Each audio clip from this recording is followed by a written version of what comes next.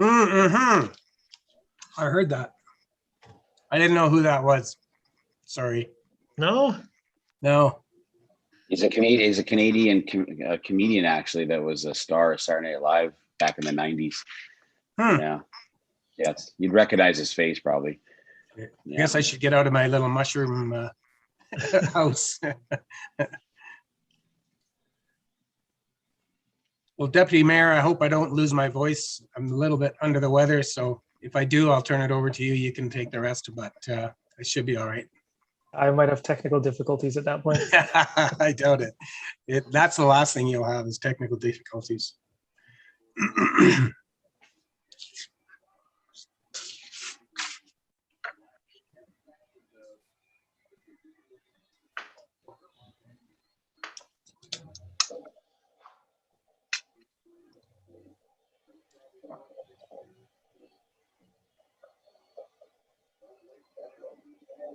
Plus, I would never want to take away the privilege of the last couple meetings for you. It wouldn't offend me. I'm sure you guys are sick of hearing me talk anyway, so. All right, my computer just turned to 6 o'clock, so I will call this meeting to order.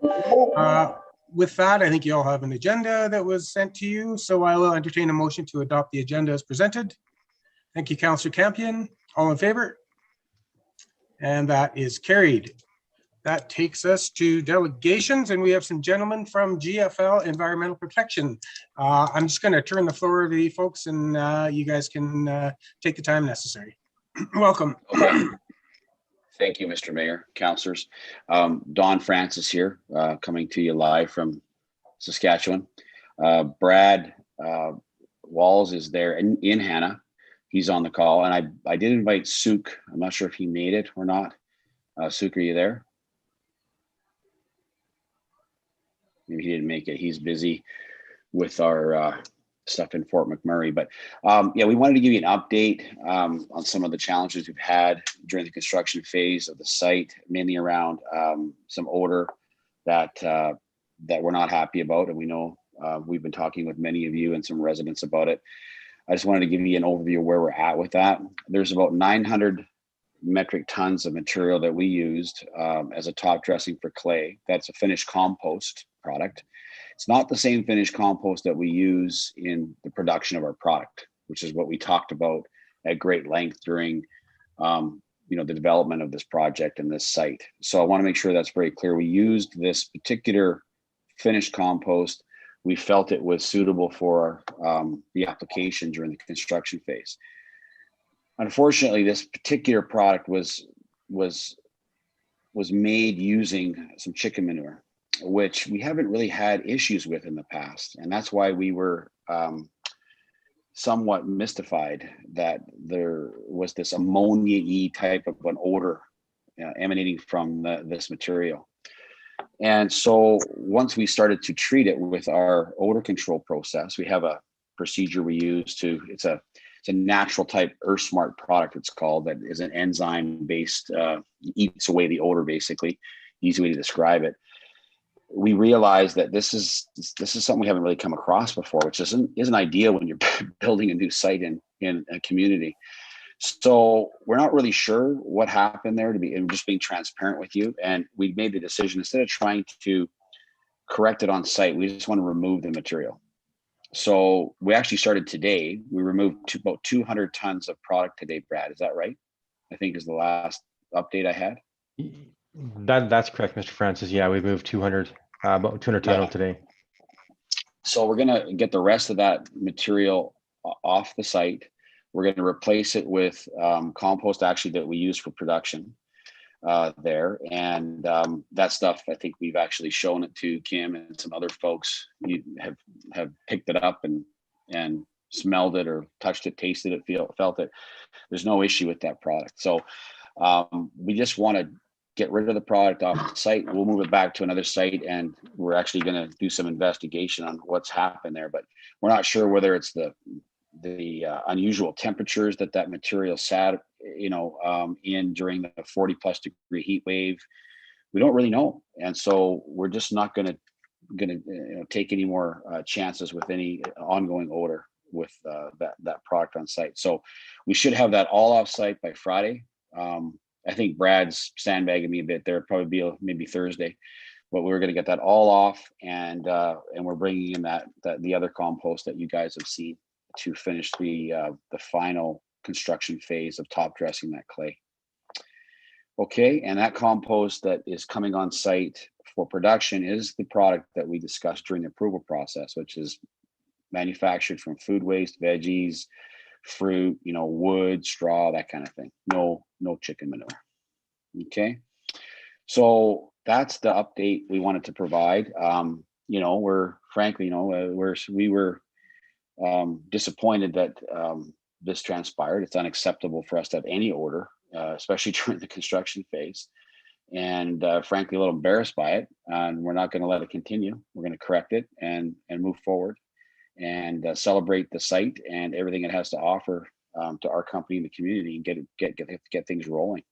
Okay, so that's all I have for an update. Anything to add to that, Brad? No, sir. That's all. Thank you. Yeah. Okay, So I'll open up for questions. And sure. Does council have any questions? Administration, Kim, I knew you would. Well, Councilor Bowden has her hand up. I'll get her to ask her question first. Hello, Dawn and Brad. Hello. I did have a bit of a chat with Brad this afternoon. He phoned regarding the issues or updates sort of thing. But I was just, I'm just a little bit concerned with the dust maintenance, especially for the residents and the business across the road. We found out after we had a chance to talk with them, and then found out that there was a dust issue. So I'm just wondering, as I had mentioned with Brad, that is there going to be some monitoring on a regular basis for smell and for dust prior to it getting to the point where anybody can smell it or it becomes an issue, more of a proactive instead of reactive response? And when we were meeting with you, there never ever was any mention of animal byproducts in there. So that was a bit of a shocker to hear about that as part of a compost, whether it was in the construction phase or anything at all. So that, and we had asked many times regarding smell. So as you had mentioned too, it is kind of a frustrating, we're trying to bring in business into our community, and prior to startup, there is one of our main concerns was the smell, and then happened to be a big issue before business even started. So I think that's all I have to say, and hopefully it will not take place again, because we have already kind of lost the trust with our residents when we had reassured them that there would be no smell, as you had mentioned yourself. Thank you. Yeah, I'll respond to your comments. First of all, I guess the animal byproduct commentary. I mean, when we talk about animal byproduct during approval phase, it's really referring to dead animals like carcasses and things like that, which we do not accept at any of our sites. In terms of manure, it is a very small percentage of our typical compost recipe. It's insignificant. This particular case had a higher percentage of chicken manure in it than we would typically use, but it is, I just want to be clear, it's finished, stable, finished compost by the definition of the regulators, whether it's made with fruits, veggies, wood straw, cow manure, whatever it may be, but there's no animal byproduct. There's no dead animals or any of that kind of thing in the product. There's going to be a little bit of manure in your typical compost blend. This particular stuff we use for production, in hindsight, was a bad decision. There's no question. Okay, and it's a very specific site that we take this chicken manure in, that ended up getting produced and made its way to Hanna for the construction. So I just want to make sure I'm clear on your on responding to your animal byproduct comment, because there's no animal byproducts of any kind at any of our sites. Okay.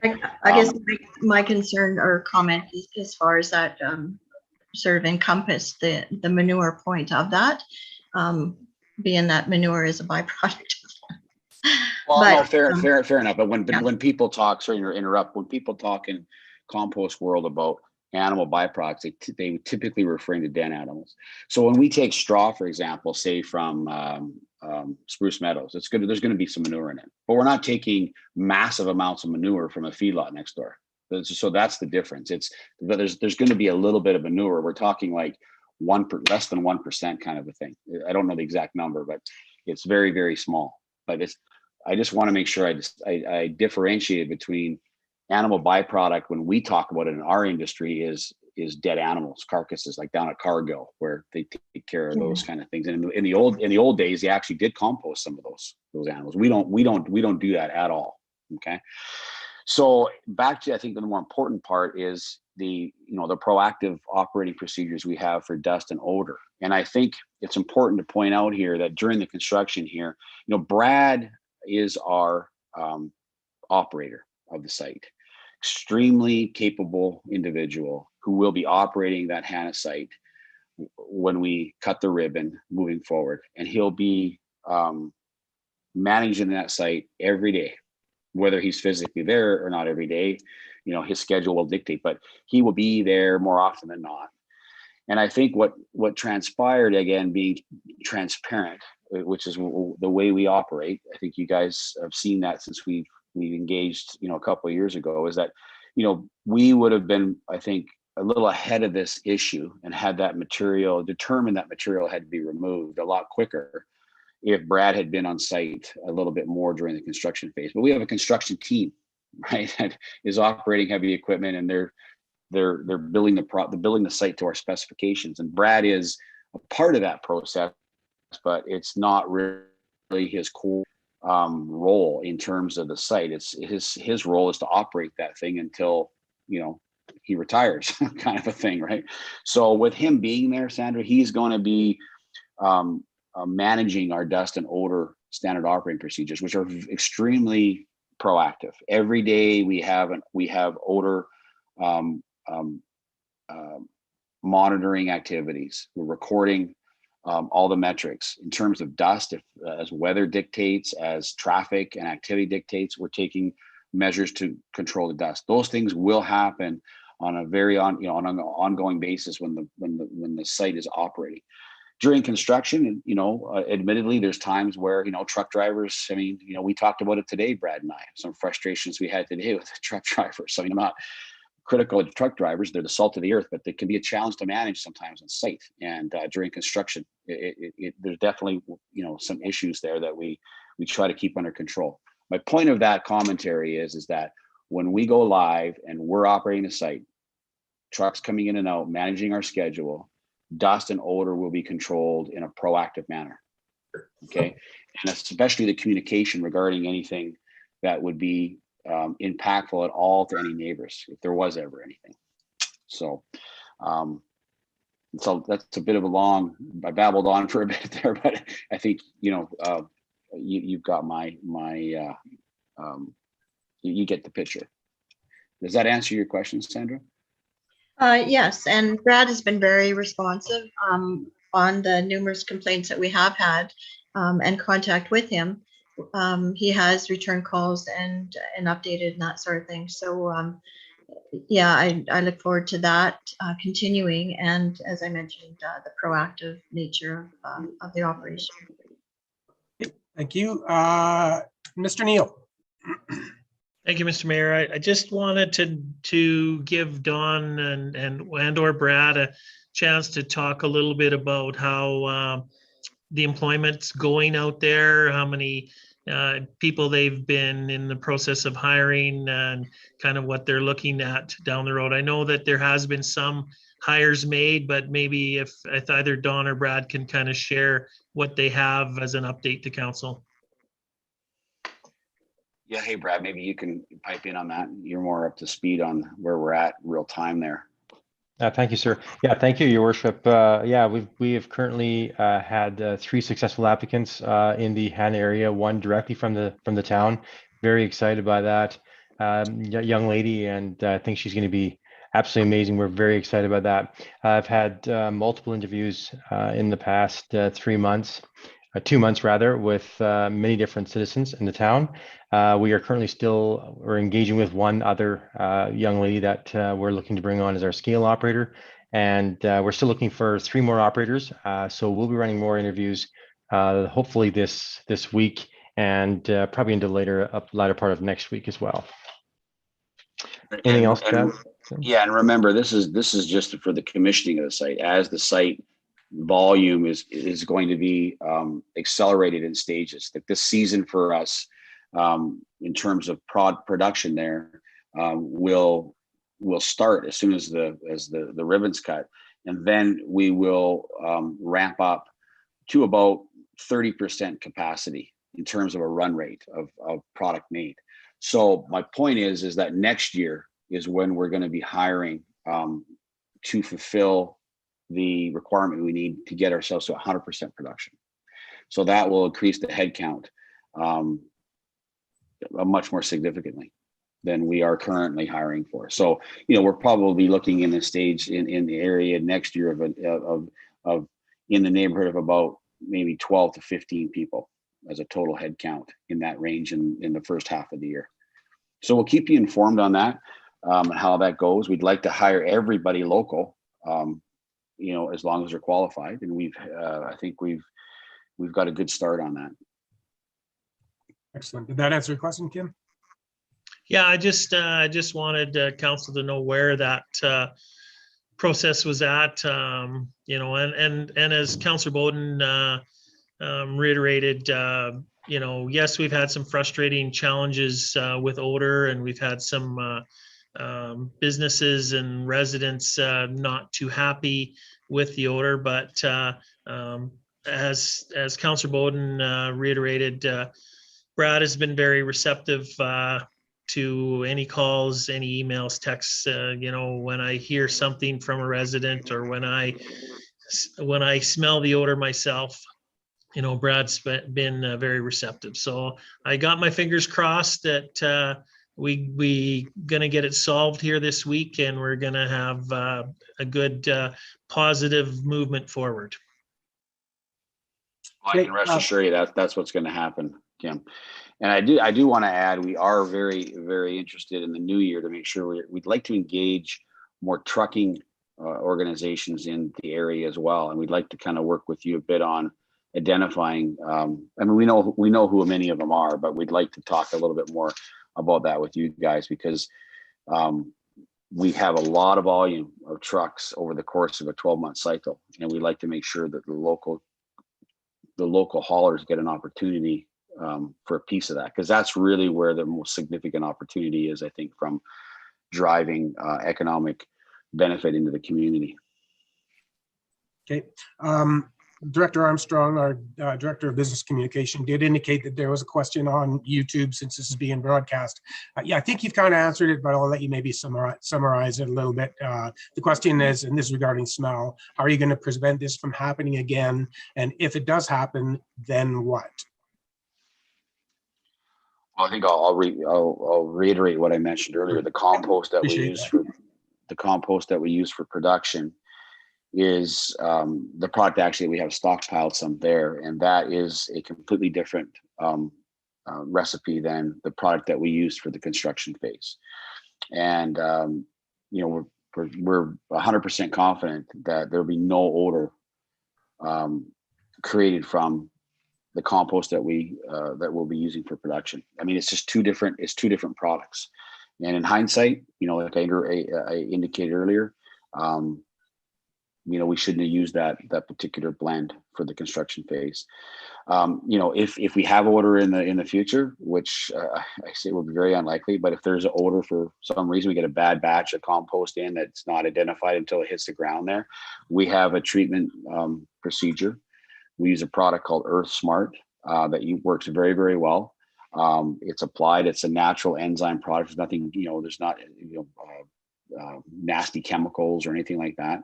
It works very, very well. The compost would be when it lands and it hits the ground. Let's just say, I'm just making this up as a potential scenario. We get a batch of compost there that isn't identified till it hits the site, that maybe isn't 100% finished, which would be very unusual. But if it happened, we would treat it on the ground, and then we would reload it, and we would haul it away. Okay. We don't want to have any. That's why we're removing this material. We tried to correct the problem over the last week. And I can tell you, Brad was on site when this started, which he was kind of in and out. We probably would have had this done a week and a half ago. But during production, Brad will be informed immediately if there's any odor issue, and he'll take corrective action. The most important thing for us is that we want to remove any odor. Like, say there was a dead animal, just to pick a crazy thing, like in a load that a truck driver left in his truck, or when he loaded our compost or something like that, right? If there was anything that happened, an incident that happened on site that created odor, we will remove the material. We're not going to just let it sit. And this was a bit of an unusual circumstance, and we did try to correct it and try to avoid having to remove the material. And as I indicated earlier, being transparent, we were somewhat mystified that we were getting this odor from this material. We've never experienced it before. So my point being is that when we do have occasional odor issues because of a load of material that is delivered to the site, we will remove the material from the site. Okay, that's it. Simple, because we're not making compost at the site. And the only real generator of odor at this site is compost. The other materials that come in are inert. They don't have an odor when they get wet, or whether they just don't have an odor, the other materials we bring on site. So the only potential for odor would be a bad batch of compost, which we're not going to let happen. Okay. Good. I just wasn't sure if the person on YouTube had actually heard your previous answer. So that's why I thought. Yeah, no worries. All good. Yeah. Okay. I hope that answered it. Yeah. Real quick. Councillor Bowden. Oh, sorry. I just want to make a comment regarding, Hanna will still experience smell from the sewage lagoon and from the livestock that are in close proximity. So, we're still going to experience that like we have in the past. And just to try to make sure that, or see if they can differentiate it as something different than the others that we're kind of accustomed to and don't really like either. So thank you. Yeah, but just to add to that, I think it's important too, that Brad and his team are very, very good at identifying the difference between odor sources. So as an example, when we were doing our construction at this site, moving some of the material around at the berms when we were constructed, then we did have some odor from decaying material that was at the site when we started to move dirt, and we had some standing water, and we had some other odor generating materials that were just dealt with during construction. Those are distinctly different odor than this product we're removing from site this week. So Brad and his team know the difference between that standing water odor and livestock manure spreading odor, all the different odors, standing water. And so they do a pretty good job, very good job. Part of our procedure is to document those things. This is the date, this is the time, this is the wind direction. Here's what we smelled, what was the smell. And they have a scale that, is somewhat subjective, but they 1 to 10 odor, is it offensive? All those things. And then they communicate, and the communication, we call Alberta Environment, or we call Kim, and we let them know, that this odor we just experienced, we think is coming from here at this time, this day, just so you know. It's, those kinds of things. So that's all part of the procedure. Okay. Awesome. Thank you. Any Councillor Campion? Yeah, Don and gentlemen there, is there any chance maybe you can put some bigger signs up around the site with a phone number on that is to contact you or Brad or whoever. And that way, when people got a complaint, they're not having to go phoning every counselor or everybody in the community screaming and hollering, you know? Yeah, there should be, is the sign not up yet, Brad? I thought the sign was up. No, not yet, sir. It's in the process. We do have one sign up there for the construction process. But Oh, when we okay. put our operating sign up, then my contact information will be up there, counselor. Yeah, because I thought maybe one on a couple sides there, because in by the, where the park, the trailer park is, there's quite an area there and they're close. Yeah. Yeah, that is our, Yeah, it would be a better thing. yeah, and that is our policy. We have a sign with a number, with contact information, and that anyone can call that and get a hold of us 7 days a week. Perfect. Awesome. Good point, Councillor Campion. Thank you. Any further questions? All right, seeing none. Thank you, gentlemen, for your time tonight. We really appreciate it. And hopefully we can continue. Councillor Bowden? Excuse me, I think Brad had a hand there. Did he have? Oh, no. Yeah, no, I'll chair the meeting. Thank you, Councillor Bowden. So thank you, gentlemen, for taking time out of your busy schedule. I really appreciate it. And with that, I would entertain a motion that council thanks GFL Environmental Representative Don Francis and Brad Wall, Solid Waste for Western Canada for an update on the development of the fertilizer blending facility at 708D Highway 9 and the remediation efforts regarding this site odor issue. Thank you, Councillor Olson. All in favor?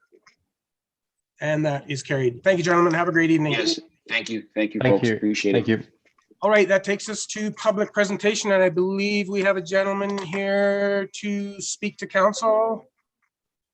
Yes, you do. Mr. Sohail Kajay wishes to speak to council about some property cleanup payments or charges that have been levied on his tax account. So I'm hoping that he's able to hear us and speak it. And then with that, I would turn the floor over to him. Okay. Mr. Sohail, can you hear us? Yes, I can hear you. Could you hear me? Yes, we can. Thank you. So generally in this procedure, we will give you, 5 minutes with a little bit of leeway, and we'll get started on that as soon as you start speaking. Just as you speak, could you please just give us your first and last name, and then you can address your concerns. Thank you and welcome. Okay, this is Sohail Kajay. I'm the owner of the property, 217 Avenue East, Hanna, town of Hanna. The dispute is about town's highly expensive yard cleaning charges and vandalism. The typical yard cleaning charges is about $35 per session, which include mowing the yard and sidewalks. The town has charged $725 for the yard cleaning charges, and with the accumulated interest, the town roughly claims $1,250. And to collect the charges, the town has intimidated me to auction my property without due process of law. I purchased my property in the town of Hanna in 2016, and the town of Hanna had my email address. And we had several communication by emails. The town could have simply sent an email to me informing me about the issues and situation of my property, but the town intentionally took a unilateral actions. Town of Hanna and its yard cleaning agent, without prior notice and permission, in the pretext of yard cleaning, entered my property and vandalized my properties, removed my green rubberized garden carpet, dozens of decorative tree trunks, and cut down a fruit tree which was adjacent to the shack. The fruit tree was acting as a natural pump, removing water from the base of the shack, making the shack dry. The access now, after the town has cut down the tree, the fruit tree, I don't know why, the excess water and moisture has damaged the shack and my properties. The town has said that my yard was unsightly. I don't know. This tree has been there for 40 years, maybe more than that, and that was not unsightly. Suddenly, after I buy the house, this tree become unsightly, and they come and they cut it. I sent a letter to the town of Hanna in 2019 and requested compensation for vandalization of my property. Mr. Kimney responded and refused to accept responsibility for the damages to me and my property. I claim a total of $9,500, including $500 for replacement of the green carpet, $1,500 for decorative tree trunks, and $7,500 for damages to the shack and cutting the fruit tree. The picture taken by the town of Hanna before yard cleaning shows the condition of my neighbor properties were similar to my property. This clearly showed the town targeted my property when I was not there. I asked the town of Hanna to provide the pictures of my property after the yard cleaning, but the town did not send any picture as the evidence of alleged yard cleaning. The town said they did not take pictures after yard cleaning. I asked the town, Mr. Kimney, to provide a statement from the Hanna yard care with respect to their actions of cutting down their fruit tree and removing a green carpet and decorative tree trunks. But the town refused to comply with my legitimate request. Section 7 of the MGA, Municipal Government Act, puts the duty of care to the town of Hanna, which requires the town to set certain protocols and standards when they and their agents enter the property of the residents, such as taking video recordings of their actions and to make sure their agents do not damage or remove the properties of the residents. Relationship of the MGA to provincial law. Section 30 of the MGA reads, if there is a conflict or inconsistency between a bylaw and this or another enactment, the bylaw is of no effect to the extent of the conflict or inconsistency. RSA 2000 CM-26 S113-2015 C8ST. Recovery of the amounts owing by the civil action. Recovery of amounts owing by civil actions. Section 552 of the MGA reads, except as provided in this or any other enactment, any amount owing to municipality may be collected by civil actions for debt in a court of competent jurisdiction, 1994 CM-26-1 S552. Amount owing to tax roll. Section 5531 reads of the Municipal Act reads, any council may add the following amounts to the tax roll of a parcel of land, see unpaid expenses and costs referred to section 5493 if the parcel owner contravened the enactment or bylaw and the contravention occurred on all or part of the parcel. According to the subsection 552 of the MGA, the dispute between me and the town of Hanna at the beginning. Therefore, in accordance with section 13 of the MGA, the subsection 553 of the MGA is invalid without due process of law. The town's action of transferring the disputed yard cleaning charges to tax roll and subsequent actions of the town to auction my property without due process of law, without due process was in violation of the section 1A and 1B of the Alberta Bill of Rights as well. Rights to enjoyment of property and security of the property. The fruit tree was my property and nobody has the right to come and take it out. I asked Mr. Kimney to follow the section 552 of the MGA. Mr. Kimney replied, following section 553 is much more easier, of course. The town's actions was illogical and invalid and in violation of the section 13 of the MGA.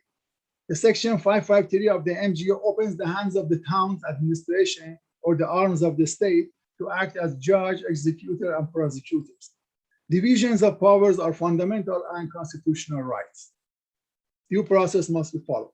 The town of Hanna has put my property in the tax auction list to collect the alleged arrears taxes by applying section 553 of the MGA, which is invalid and illegal without due process of law, in accordance with section 113 of the MGA. Therefore, I request the council or the town of Hanna to remove my property from the Hanna tax auction list scheduled for November 2021. 2. Waive the yard cleaning charges and interest. Pay compensation for damages and loss of my properties. Pay compensation for cutting down the fruit tree.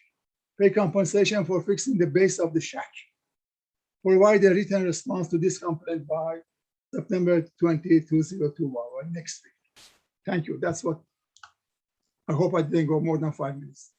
Oh, a little bit, but it's fine. Not a problem. Okay, well, thank you for that. Have you submitted those requests in writing?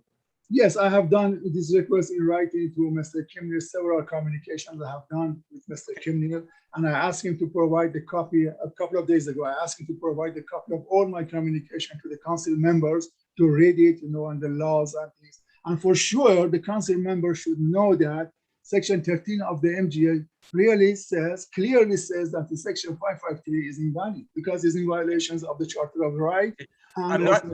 I'm not going to get into a dispute about the MGA. It's a very lengthy document. I haven't read it, and I will never profess to have said I've read it. I've read sections of it, but okay, so read these sections. Right. So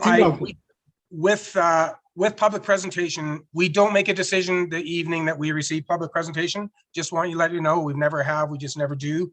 We will take your information and we'll deliberate it, at a later date, probably later this month. So I just want to allow council any opportunity if they had any questions for you. All right, I see none. So we will. I have one more thing to say. Can I say something?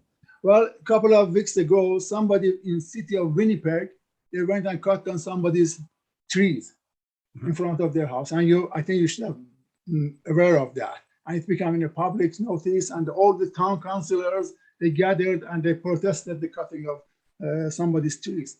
And I hope that our council members here will follow what happened in Winnipeg and will take an actions, because nobody has the right to come and, cut somebody's tree. I don't know why they come and cut my trees. Okay, awesome. Thank you so much for your time. We appreciate it, and we'll look into it. Thank you very much. And when I get an answer from you, please. Pardon? When do I get an answer? Because I want an answer before September 23rd. No, we won't meet. We don't meet before then. So when I get an answer from you, what do you think? The best. When we have a decision for you. I can't promise. Our next regular council meeting is the second Tuesday in October. Second Tuesday of October. So is our because next. The town wants to auction my property. This is an auction list. This is something that really I'm worried about. That. And my wife also is very angry about this. I understand. Okay. Awesome. Okay. Could you process this faster? We'd have to call a special council meeting, and I very much appreciate that. We'll advise. Mr. Neal? Certainly, Mr. Mayor, it is ultimately your call. At the end of the day, as everyone's aware, there's two sides to every story. We certainly would provide you with our side in terms of the requests and what our recommendation would be. As you said, our next council meeting is scheduled, I believe it is October the 11th, but the second Tuesday in October. The tax recovery auction is scheduled for November 4th. And the property can be dealt with or removed from the list anytime up to November 4th at the time of the auction, which I believe is at 2:00 in the afternoon. So I think that I know they would like an answer sooner than that, but to have a special council meeting, certainly that would be the prerogative of council. And if it was the prerogative of council to move it faster than October 11th, we would take that direction from council.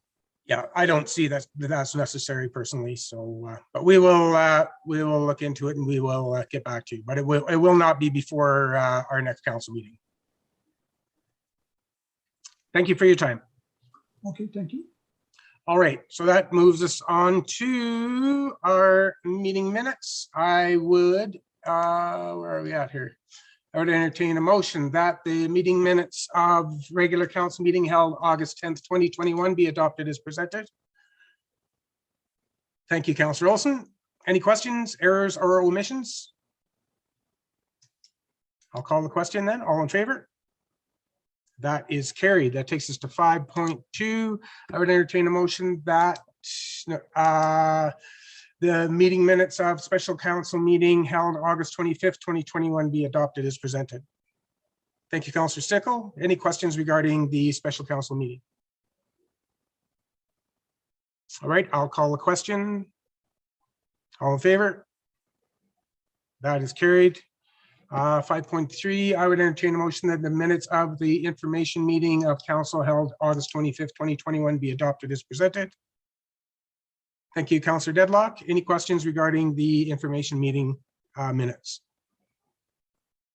I'll call the question. All in favor? And that is carried. That takes us to the financial report 6.1. I would entertain a motion that council accepts the account payable listings for general account checks 41820 to 41878 and direct deposit payments of 000442 to 000540 for information. Thank you, Councillor Jensen. Any questions regarding the check listings? All right, I'll call a question. All in favor? That is carried. That takes us to 6.2, statement of revenue and expenses. I would entertain a motion that council accepts the statement of revenue expense report for August 2021 for information. Thank you, Councillor Deadlock. Any questions regarding the statement of revenue expenses? All right, I'll call a question. All in favor? And that is carried. That takes us to 6.3, the budget overview. I would entertain a motion that council accepts the budget overview for August 2021 for information. Thank you, Councillor Campion. Any questions regarding the budget overview? Seeing none, I will call a question. All in favor? And that is carried. That takes us to committee reports. We did have one. I would entertain a motion that council accepts the Municipal Planning Commission meeting minutes of August 19th, 2021 for information. Thank you, Councillor Bowden. Any questions regarding those meeting minutes? All right, I'll call a question. All in favor? And that is carried. All right, that takes us to Senior Administrative Officials Report. Mr. Neal, we'll turn the floor right over to you. Thank you, Mr. Mayor. Just a couple of updates to what's in the in my report. So on the demolition project update, so I just wanted to let you know that the abatement company, which is a subcontractor to Pacific Blasting, is QM Environmental, and they were on site today and should be starting the hazard material removal process. I believe they are starting on the Seymour is the first one they're starting with. So so you'll start to see some action on that project now. Secondly, the Poppy project, just for your information, Sean Olmsted was starting the process yesterday, Monday. They were digging the holes, preparing the holes for the piles, and they came across concrete about 3 feet down. So we believe that when the old theater was demolished, the concrete floor was not removed. So they've kind of pivoted to a plan B, and Sean will be creating a skid for it to go on, and it will sit on a skid in the same location. So those are things that happen when you don't finish your demolition project off 100%. And so we're going to plan B. Not sure if there's going to be some additional cost to do that. Certainly we'll lose any concrete that we have to purchase, but I know there will be some additional costs to prepare the skid. The other positive I think around that is not that we'd ever have to or plan on move it, but when it is on a skid, if there was a need to have it relocated, it certainly would be much easier. So I just wanted to let you know where that's at. I don't profess to understand the TELUS 9G 911 process, but they are starting that process. And I guess at the end of the day, it won't be till 2025, but we will have an enhanced and much better 911 system. So I'm going to correct you. You said 9G, it's NG. NG, sorry. For You are anybody right. who's confused as it is with 5G, you don't want to throw that out there. So it's NG. Thank you, Kim. You're right again, Mr. Mayor. And that's it I have. Unless there's any questions, I'd certainly be prepared to answer. Mr. Olson.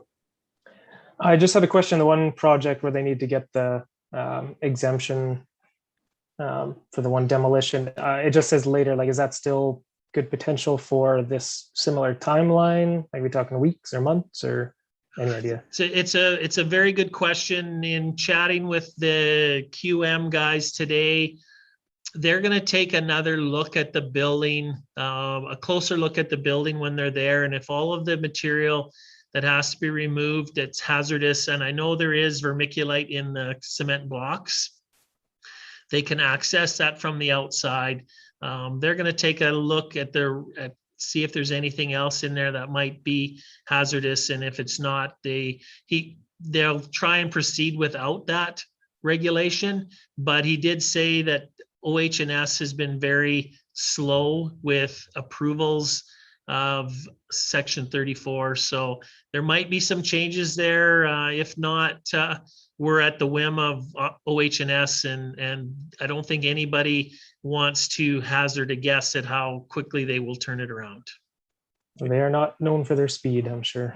No, I don't believe so. That was kind of the writing between the lines that I got from the consultants. So thanks, Ken.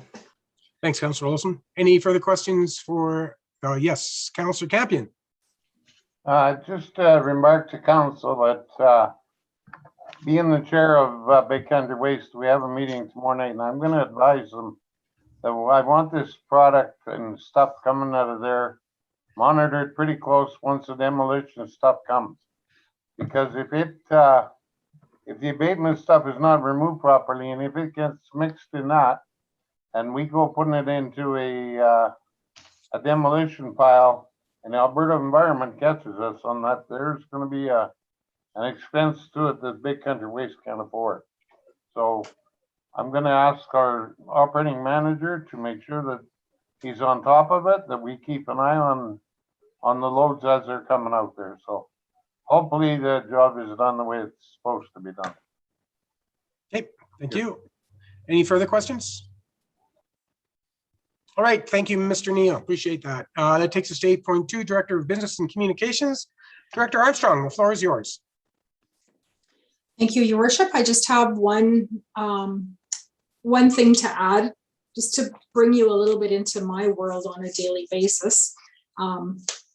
As you're aware, I had some issues with Google Maps that I wasn't aware of. Fox Lake Park was showing up in 3 different places and taking people 3 different directions. And now we understand why people are finding it so difficult to get there. I started that process at the end of June. That came to awareness through the Fox Lake Park caretakers this year, when they did some troubleshooting to try to figure out how come people were struggling, and brought that to my attention. And sure enough, we found it in more than one place, or more than one way to get there, I guess. So that still is not rectified. It's still taking people in the back way. So we'll continue on that. But the good news, at the same time, I started pushing Apple Maps, because we have a Nesbitt Way in Hanna, which is actually 3rd Street, running north and south, 3rd Street West. So I went through the process to report and get that updated. And they had come back and said that they would confirm that and get back to me. So just this afternoon, they agree that Hanna does not have a Nesbitt Way and that it is 3rd Street West. So that's good news. But what a process, and how time consuming for today's day and age and technology to get that changed. I just found it very cumbersome and time consuming. There is a Nesbitt Way still in Hanna, but I was busy this afternoon doing other things, so I didn't take the time to really study it, but I think it's an alley this time. So I'm not sure if I'll actually have that argument or if I'll just let that one go. But that was one little success this afternoon that I wanted to share with you. If anybody has any questions for me, I am certainly open. It might be easier to rename the alley Nesbitt Way than it is to change it on the map application. I think you're right, yes. Right? That's crazy. Awesome. Any questions? All right, thank you for that, Lori. I can't imagine what kind of pain and suffering these tech companies provide. Thank you for that. All right, that takes us to 8.3, Director of Community Services. Director Snell, the floor is yours.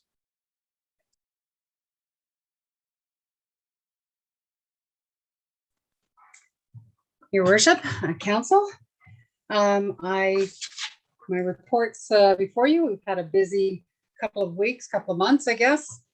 The outdoor movie night had 134 in attendance, and our department partners with the many community groups that come together, and more importantly, we help support the youth club. So they had, I think, 7 volunteers from the youth club get fired up. They were there with their popcorn and selling their wares, and they were getting geared up to do some back to school dance, and they decided with the mask regulations that would be a difficult thing to try and regulate, and so that's postponed. So it's hard to keep the enthusiasm up when we have a group that's wanting to do something in the community, but they're feeling with the restrictions, they're still limited. So when we talk about pivoting and trying to keep things going, that seems to be the theme this year, and we will continue to do that.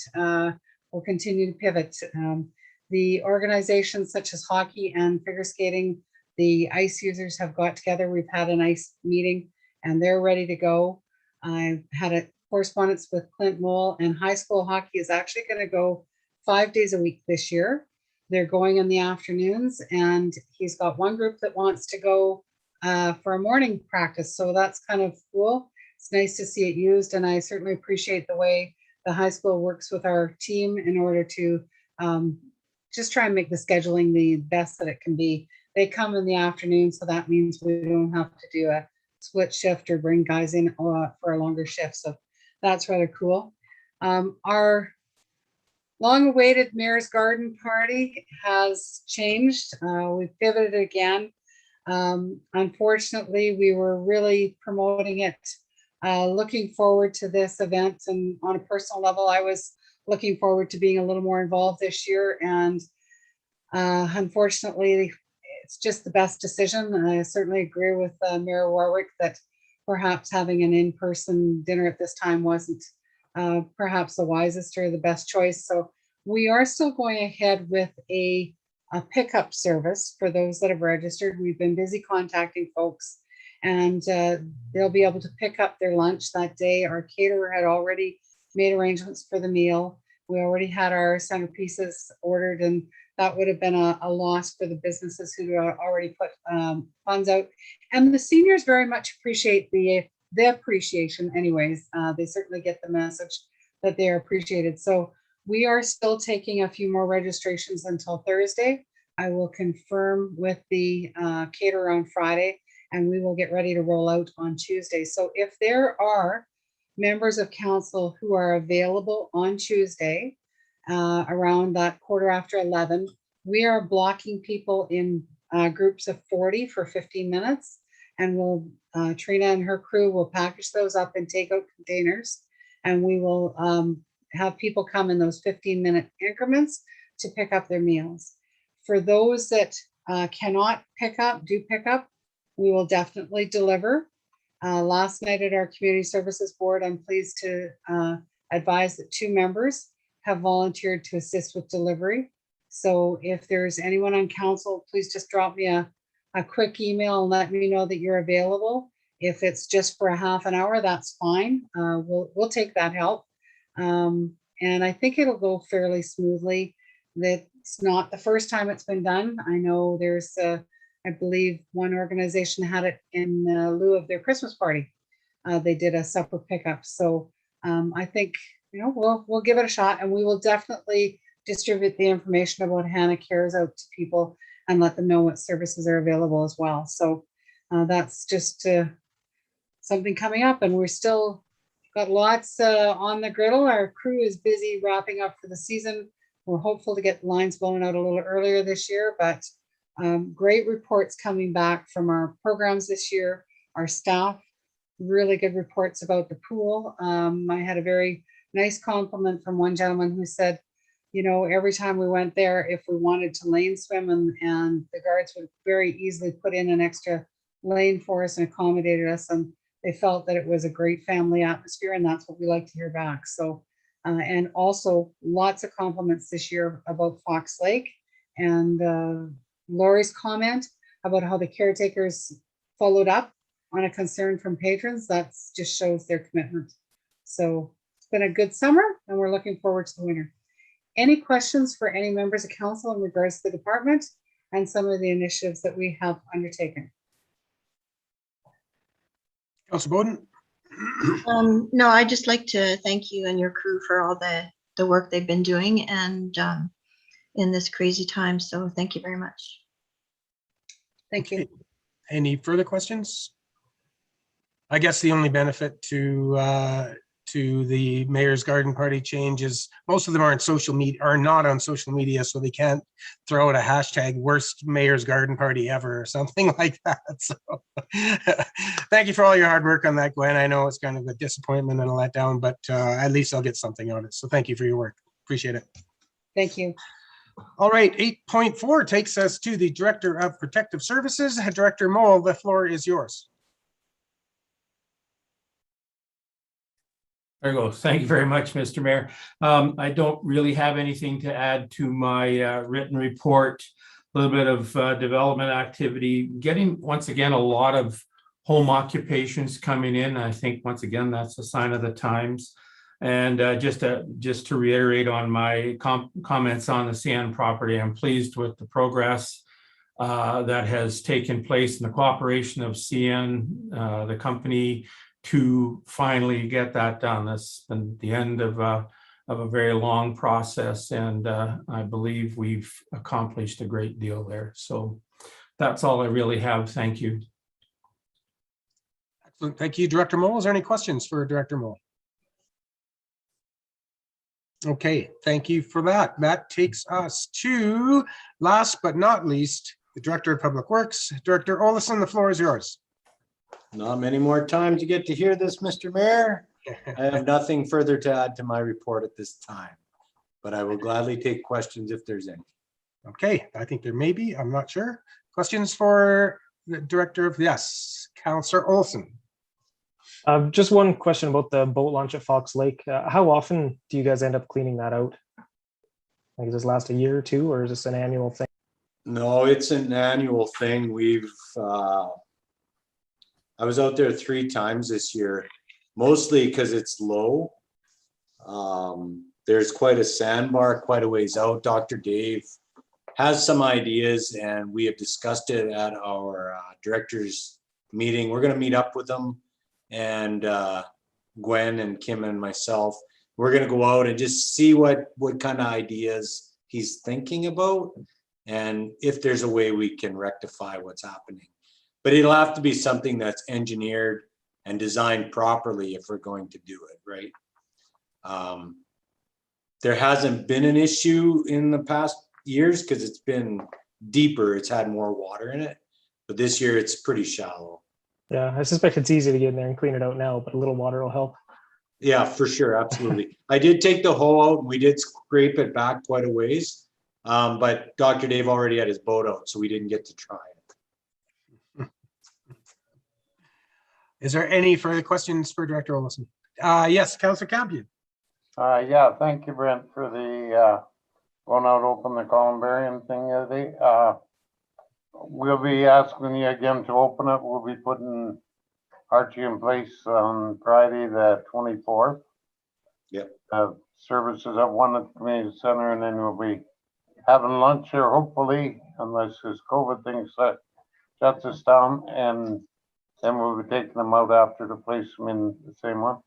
And from what I'm gathering, his daughter and them are putting one of the little chairs that he built out there with some flowers. I don't know, Brent, is there a place close to that columbarium where we can put it? Are you aware? We would have to look at it. Gwen, Rhonda, and myself will get together, and we'll try and come up with a place for it, Brass. Okay.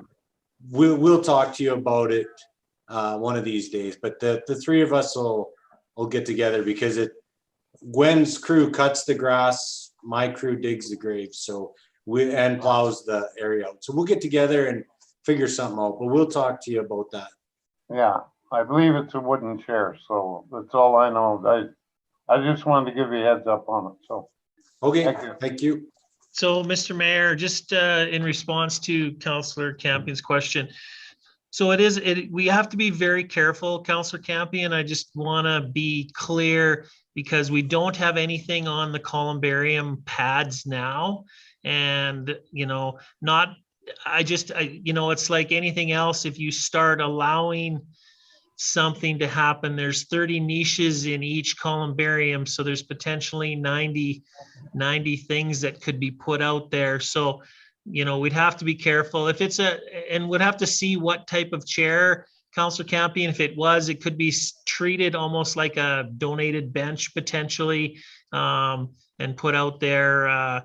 But we'll have to look at it. It's like anything else. Unfortunately, it's a good idea, Councillor Campion, but then once you start opening the door, you can't say no to others in regards to wanting to place something there, and just then does it become a cluttered situation. So we'll certainly look at that and see if there's something we can do to accommodate. Yeah, I'm well aware of that, Jim. And well, if you got 90 things out there, maybe you had 90 chairs, we could have music in the graveyard someday. So, okay, thank you. Hey, awesome. Any further questions for Councillor Director Olson? All right, thank you for that. And with that, I would entertain a motion that council accepts the Senior Administrative Officials Report 8.01 to 8.05 as presented for information. Thank you, Councillor Stickle. All in favor? And that is carried. And I guess right now it's 7 o'clock, so we will call a recess to go to a public hearing. And I'll just wait for Rhonda to give me the nod. Oh, wow. My goodness, look at that. Why is it easier when we're virtual? You don't know? Okay. And I assume everybody has your agenda for the public hearing in front of you. Yes. Okay. All right. I will call the public hearing to order at 7:01. And I would entertain a motion to adopt the agenda. Thank you, Councillor Jensen. All in favor? And that is carried. With that, I will give an explanation of the rules. The applicant for the proposed land use designation change will be given the opportunity to explain their reason for having made the proposal. Before the hearing concludes, the applicant will be given an opportunity to make some closing remarks. Any person present who wishes to address the public hearing, either in opposition or support, may do so. We ask of those present who wish to make a presentation, give your name, who you are or who you represent, and whether you support or oppose the proposed land use change. A list will be prepared so that we can call you forward to make your presentation. All presentations made to council will be restricted to 5 minutes. Your cooperation in affording everyone an opportunity to make these views known is sincerely appreciated. No discussions will be permitted between those making presentations. Only the councillors will be permitted to ask questions of the presenter for points of clarification. The purpose of this public hearing is for the council of the town of Hanna to gather information regarding the proposed land use designation change and to be able to give consideration to all opinions when making decision as to whether or not the proposed amendments should be put in place. All right. Mr. Neal, or is it Mr. Mole? It'll be me, Mr. Mayor. It's one of these unusual ones where Yes, the town is actually the applicant. Yes. So I think we can maybe skip some of the applicant things on the agenda, but I think council's well aware of the land we're talking about. So it is on the existing golf course. There is a section of land that's 0.041 hectares that the golf course has encroached on Mr. Dick Paul's property, adjacent property, kind of would be the northwest corner of his property.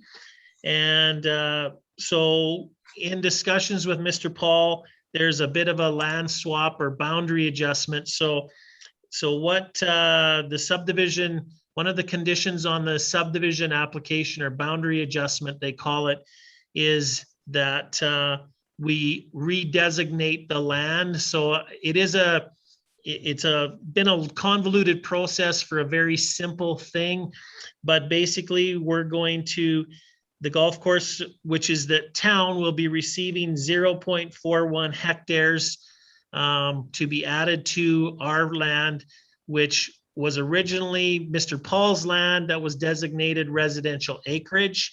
So it will have to be converted to community service. And then in return, the town has agreed to give Mr. Paul 0.061 hectares to the north of his existing boundary. Again, that would have previously been designated community service, will now be designated residential acreage. So that's where we're at. This process has been in works since 1996. This exact same application came before the town in 1996, and for whatever reason was never completed or finished. The current golf course executive has said enough is enough and want to get this done and finalized and legalized. So if council does give this land designation third reading tonight, or second and third reading tonight, then the only remaining step will be to have the surveyor come out and complete the final survey and get that submitted to land titles. The surveyor is prepared to be out around the end of September. He actually would prefer to be there when the golf course is closed. So he's not a golfer, so he doesn't want to worry about if he's in somebody's way or somebody's going to hit him with a golf ball. So, and usually around the end of September, first part of October is when the course is looking at shutting down. So I think that's, the quick explanation, Mr. Mayor. I think it's, I said to people in this question that this is bureaucracy at its best or red tape at its best, but I think that's all I'd have to say, Mr. Mayor, at this point in time. The other thing I know on the agenda, Palliser Regional Municipal Services, I've been in discussion with them. We're not going to have anybody attend this evening because it's such a straightforward application. So we can certainly probably skip the next couple of steps, Mr. Mayor. Yep, absolutely. So then the applicant, and there's nobody here, no written letters opposing or supporting, Kim?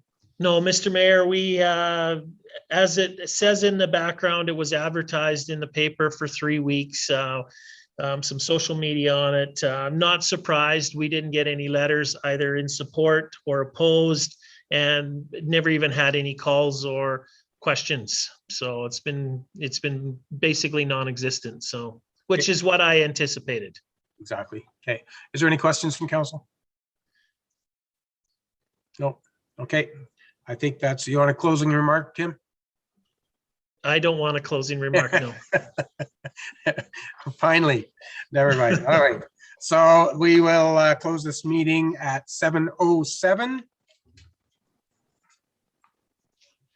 And then we will come back into our council meeting at 7:07, or resume, I guess we would call it. Do we want to go right into the bylaw amendment since we're here? No, I think we Nope. just stay You wanna with go back? the agenda, Mr. Mayor, if that's okay. Yeah, I'm good with that. Okay, we'll go back to 9.1 COVID-19 operating plan. Mr. Neal? Mr. Mayor, just wanted to touch base on a few things.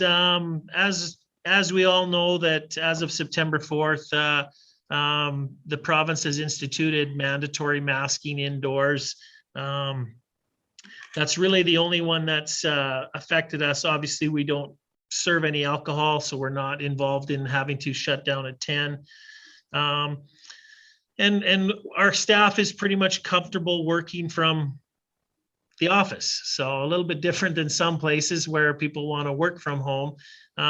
We've been working from the office, and I think for the most part, we feel comfortable here. We've got our own offices, we've got our own space, and it's been working well. As council's aware, the rodeo has made the decision to relocate their rodeo to the Handhills as a result of it being an outdoor facility. And they were just leery about how the masking would work in the arena, how it would be enforced, who would have to enforce it, and how well that would go over with the residents participating. And I think they felt with it being outdoors, even if there were some more restrictions coming down the pike before the event, that they would have a better chance of having it outdoors. So unfortunately, for the town of Hanna, it's a loss. We're not going to have those people who are coming to the event who might stop and have supper, might stop and buy some groceries, might stay overnight, whatever. I don't think we'll get much traffic. I think everything else, you know, people who are going out to Handhills will go out for the day or take their trailer. So, but the positive is they're moving forward, and they weren't able to have a rodeo last year, so they're moving forward, and hopefully they can continue to move forward. We're waiting to find out about the fate of the rummage sale.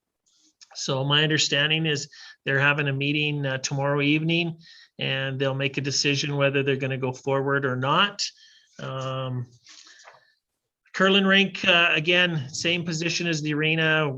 Obviously the dance isn't happening for the rodeo or the art show. So we do have the farmers markets running until next Wednesday.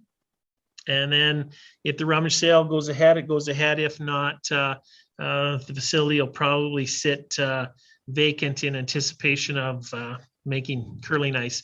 And we are assuming at this point in time that both the hockey rink and the curling rink will be able to move forward with ice activities, hopefully as close to normal as possible. There may be some restrictions, but we anticipate having, hopefully a full season and used as normal as possible.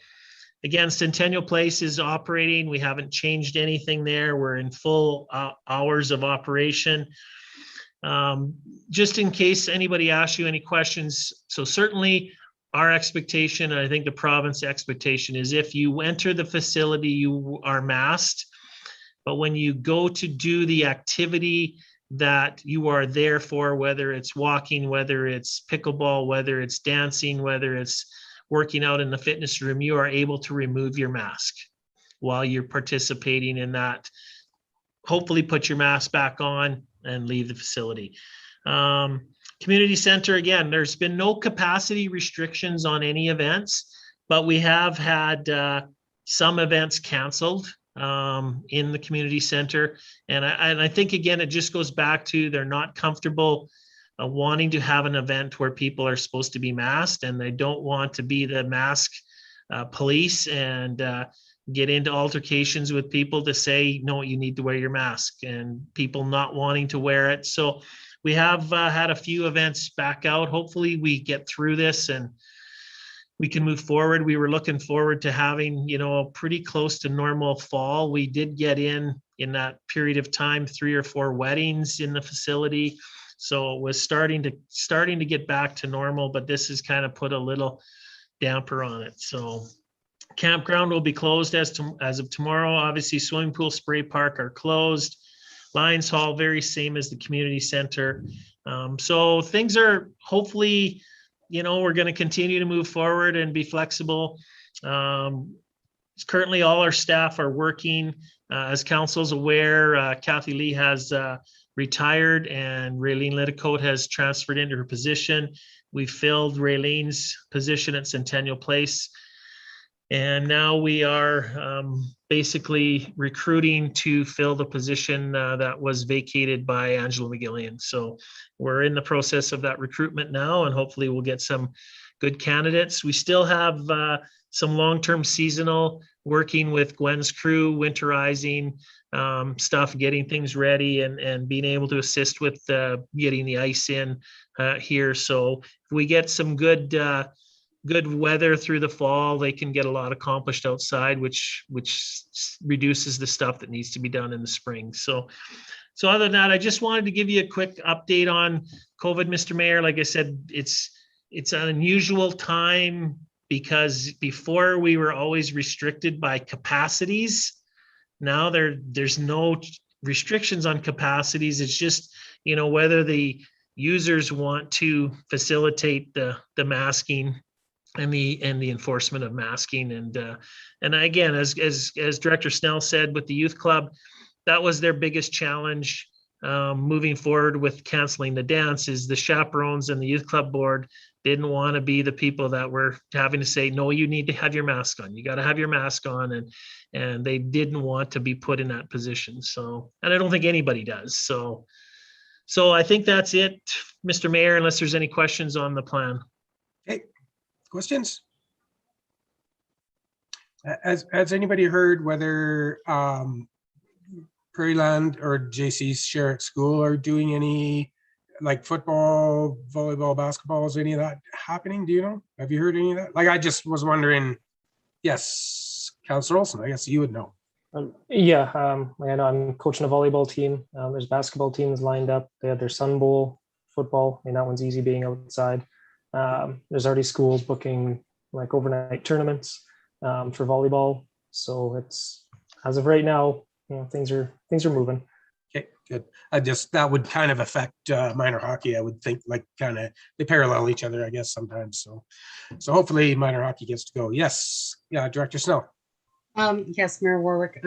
I neglected to include in my report that the JC Sherrick had approached us about running a volleyball academy similar to the hockey academy, and they are utilizing the Centennial Place 3 days a week to do that in the afternoons. We had a slot where we could allow that to occur. So we have been working with them on that, and they're doing the volleyball academy there, which is great because the spin-off is it makes our center busy when we started our volleyball nights. Some of our members last night at CSB talked about the fact they were happy to have volleyball back. So when the school sports are happening, it makes things happen in the community as well. So just don't mess with pickleball. Oh, never. Yeah, be in trouble. All right, everybody be careful. This is on YouTube, isn't it? Yes, okay. Any further questions, comments regarding COVID-19 operating plan? All right, thanks for that, Kim. I would entertain a motion the council accepts the Town of Hanna COVID-19 operating plan update dated September 14th, 2021 for information. Thank you, Councillor Campion. All in favor? And that is carried. That takes us to the 9.02, the 2021 taxation report. Go ahead, Kim. We'll call it I'll make the motion after you're done.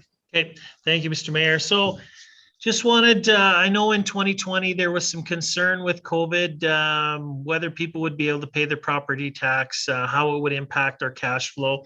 So we did a comparison this year.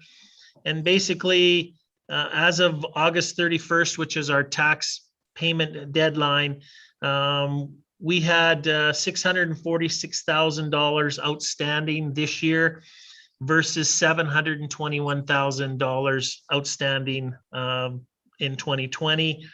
So there's a difference of $75,000 that was collected in 2021.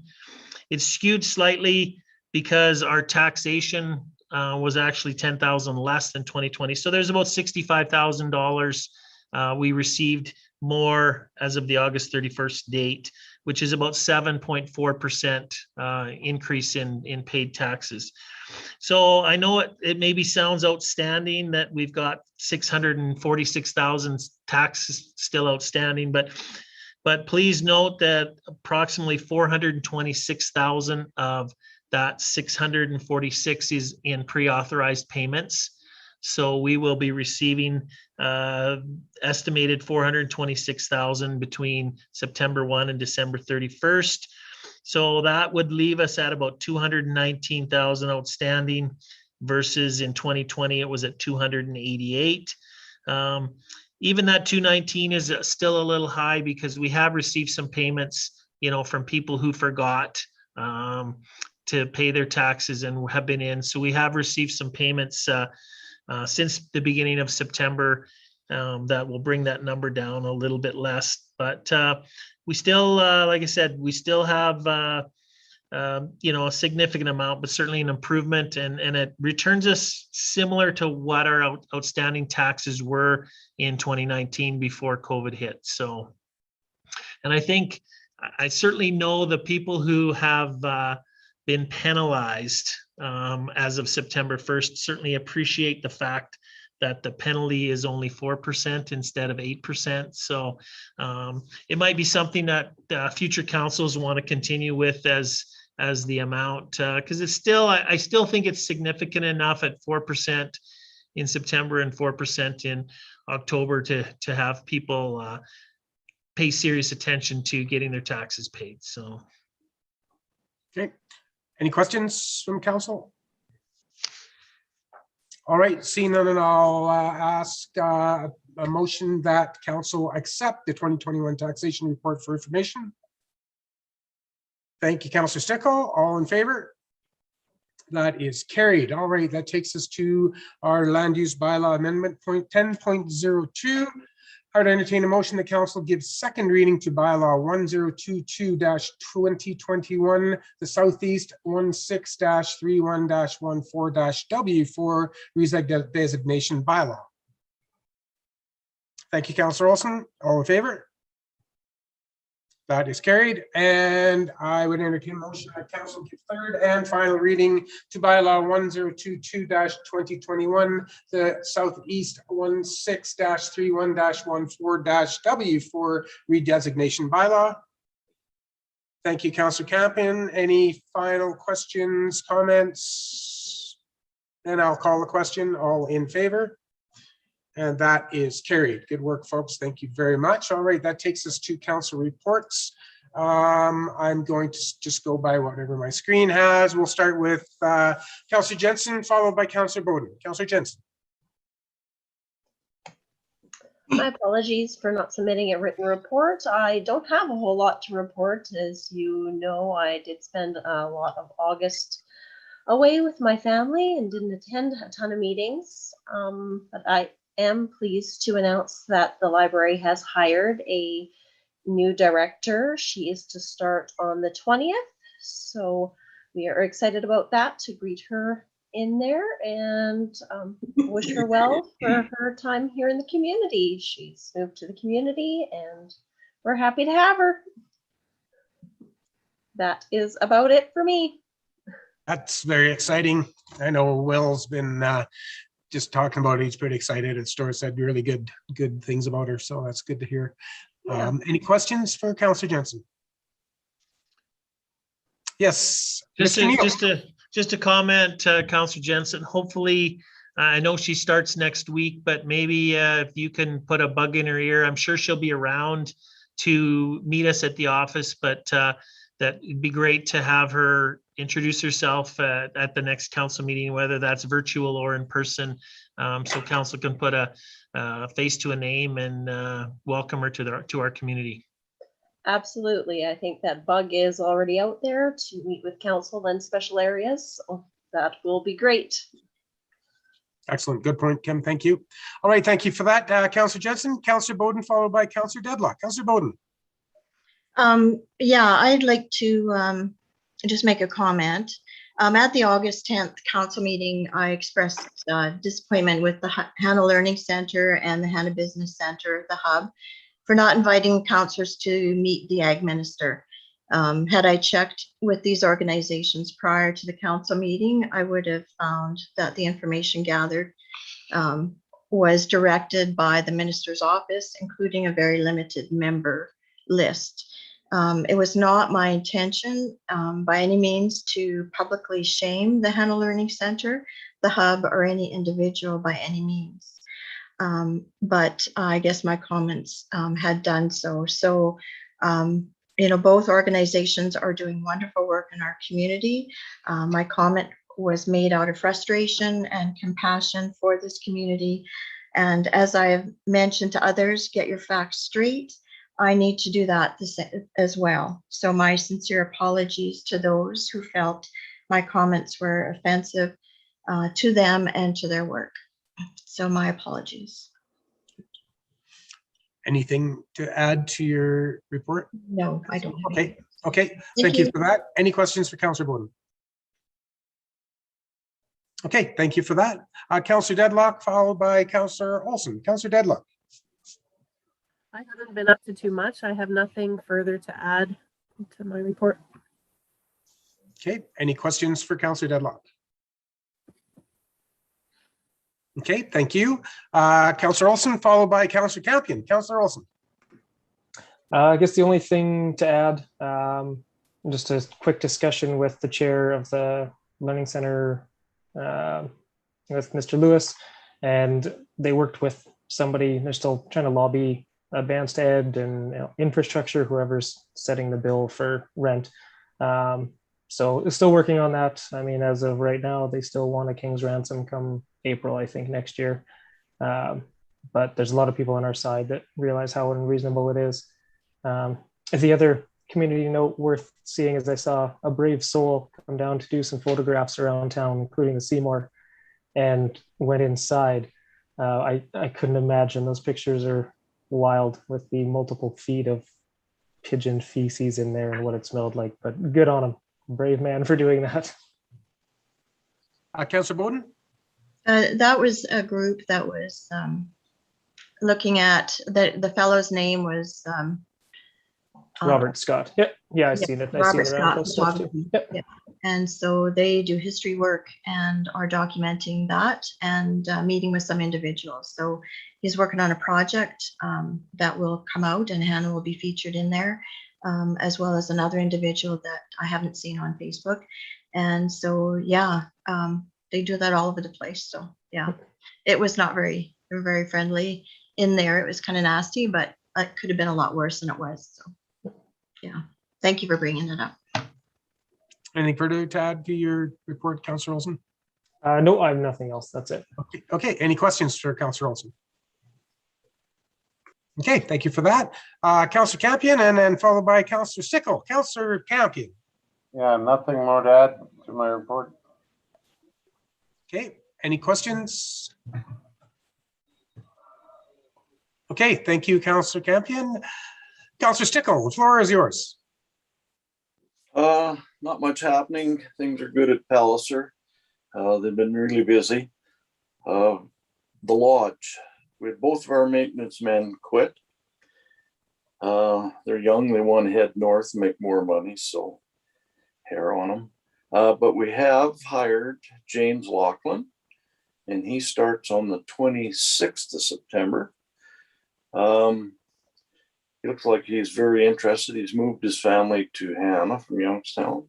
He's on the fire department, and I think he'll work out well. But we're doing interviews on Thursday, Friday on a couple more fellas. So looks good, like we'll get them filled. So other than that, that's about it. Awesome. Any questions for Councillor Stickle? Yes, Councillor Bowden. Yes, Councillor Stickle. I was just wondering if there were any changes to the protocol and stuff at the lodge at all with COVID. It hasn't changed from what it was. You still have to wear, everybody has to wear a mask, and you can still go in and visit, but you have to wear. So okay. It hasn't changed much. Okay, thank you. Awesome. Thank you for that, Councillor Stickle. That leaves me, and I think either I sent around to the wrong file, or she just decided to put the mayor's message in instead of the mayor's report. I don't know. Maybe I sent you the wrong one. I didn't have anything on it anyway. It was just virtually nothing. So that was my bad. Sorry about that. That wasn't actually supposed to be my report, but I virtually just had the council information meeting. That was it. I did have a couple of inquiries early this week on the transition away from coal. The gentleman from CBC is going to be phoning me tomorrow to do an interview just regarding where the status of that is. And another one, I have not replied to the other one yet. I think a similar vein, looking at the transition in energy in our region. So if there's any questions for me, I'll take them at this time. All right, seeing none, thank you very much. I would entertain a motion that council accepts the council reports for information. Thank you, Councillor Deadlock. All in favor? That is carried, and I will just kind of go through the correspondence items at the end. If anybody wants to kind of speak to or highlight any of them, then we will do that at that time. 12.01, Minister of Municipal Affairs, Senate election and referendum funding letter. 12.02, Minister of Infrastructure response to the letter regarding NGUs, which is the Hanna Learning Center. 12.03, Hanna RCMP Detachment Community Engagement, September 21st, 2021 at 7 o'clock. I think that's going to be at the community center. Yes, it is still. Okay, good. 12.04, the Alberta Health Services Immunization Policy requiring COVID-19 vaccine for employees. 12.05, Prairie Land School Division Board highlights for August 24th, 2021. 12.06, a thank you from the Hanna Cruisers to the town of Hanna. 12.07, town of Crossfield, letter to Premier Justice Jason Kenney regarding RCMP retroactive pay. And 12.08, Village of Elnora, support letter for the RCMP versus provincial policing. Anybody want to highlight anything in there or make any comments? Yes, Kim? Just Councillor Olson did provide an update in terms of what the learning center's next steps are, and they still are advocating. It was disappointing to get that letter. You know, it was almost like thank you, but we've made up our mind and we're not considering anything. Good on the Hanna Learning Center to continue to forge forward and push forward and do the best they can to get that price down as much as they can. So I guess Councillor Olson, if you're talking to either Dre or Kelly, and if they think there's anything we can do to help them, again, you know, just have them reach out. We'll do whatever we can. We want to make sure that you guys, the learning center, is able to operate as effectively and efficiently as it can and use those dollars to help our residents not pay rent. So if there's anything we can do, let us know. The other thing I just wanted to touch base on, Mr. Mayor, is as far as I know, as of this date, the RCMP town hall is moving forward. Again, it will be indoors, certainly will be an expectation to be masked. I'm sure they will probably have some physical distancing layouts as well. But I know that Sergeant Spurley wants to get it, have it, and move forward with it. I know he's going to be away from the community as of the end of the month. So I know he wants to, you know, have that one last chance. And I know it was an opportunity to I think, for him to introduce the temporary sergeant, as well as bring his crime reduction unit out. And again, because of COVID, they haven't been able to do this. It was interesting. And I give credit to the Village of Youngstown. I know that they had wanted a town hall as well, and Trent basically came back and said the crime reduction unit and his supervisor were getting stretched thin with town halls and with commitments. So if we could get it down to one in a detachment would be great. And I know that I was honest and upfront and said that, you know, I think we'll get people out at it in Hanna. I don't think those same people would travel to Youngstown for a town hall, and Village of Youngstown was very understanding. Even though they wanted one there, they understood we were the larger population and would probably have a bigger attendance. So I want to just thank them for being understanding, and maybe the next time, it will be in the Village of Youngstown. So hopefully if it's on, council will be able to attend and, get a feel from what our residents are saying is our concerns, what they should be focused on, and hopefully some of the good things they're doing as well. So just wanted to make sure council was aware of that date. So. Councilor Bowden? Kim, I was just wondering, or Mr. Neal, I was wondering if you have any comments on the RCMP retroactive pay. I don't have a lot of comments on that, Councillor Bowden. We're in a little bit of a unique situation, knowing that this retroactive pay goes back, I think, 3 or 4 years. Well, we haven't paid for policing until 2021. So I know it is a big issue with a lot of our larger urbans who have hit the 5,000 threshold, because they've been paying for policing for a number of years, and they are very fearful that all of a sudden they're going to get a retroactive bill for policing that they just can't handle. And I know it will be a big emphasis at AUMA, and it will continue to be a big emphasis on, I think AUMA has already taken the position, and RMA, that we can't afford this. We weren't at the table. We weren't part of the negotiations. So you can't just all of a sudden retroactively come to us and say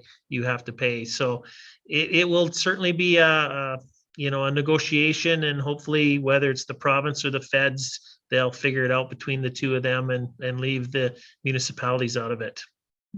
Thank you very much. Okay. Any further questions, comments regarding the correspondence? All right, then I will ask for the motion that council accepts correspondence items 12.01 to 12.08 for information. Thank you, Councillor Campion. All in favor? That is carried, and we don't have anything for closed session. That's correct. All right, well, Monday is a really big day, folks. It's the last day to submit your nomination papers for municipal council or mayorship. And it is also the day, if you haven't done so already, to vote for a new federal government. So with that, just a good reminder, with that, I declare all business is complete, and this meeting adjourned at 7:34 p.m. Good job, folks. Thank you. Thank you. Have a good evening.